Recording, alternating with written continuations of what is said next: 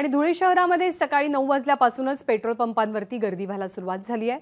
जोवर पेट्रोलचा साठा शिल्लक आहे तोपर्यंत पेट्रोल पंप सुरू असतील आणि यानंतर पेट्रोल पंप बंद करण्याची वेळ येऊ शकते असा अंदाज विक्रेत्यांनी व्यक्त केलेला आहे।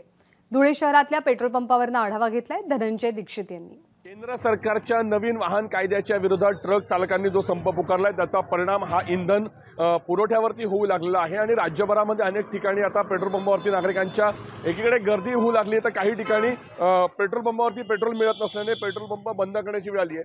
धुळ्यामध्ये सध्या सकाळी आता 9 वाजेपासून या ठिकाणी पेट्रोल भरून घेण्यासाठी नागरिकांची गर्दी व्हायला सुरुवात झाली आहे आणि एकंदरीतच आता ही गर्दी जी आहे ती पुढे काही वेळात आणखीन वाढण्याची देखील शक्यता आहे। जोपर्यंत पेट्रोलचा साठा आमच्याकडे आहे तोपर्यंत पेट्रोलची विक्री जी आहे ती सुरूच राहील, मात्र ज्या वेळेला पेट्रोल संपेल त्यानंतर मात्र पेट्रोल पंप बंद करावा लागेल अशा पद्धतीची परिस्थिती या ठिकाणी असल्याचं या विक्रेत्यांकडून सांगण्यात येत आहे। आणि एकंदरीतच आता या सगळ्या पार्श्वभूमीवरती या विविध पेट्रोल पंपांवरती नागरिकांची जी गर्दी आहे ती आता होऊ लागलेली आहे।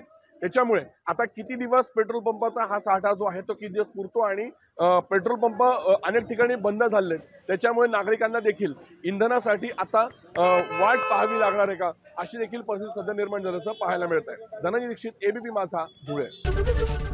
एबीपी माझा, उघडा डोळे बघा नीट।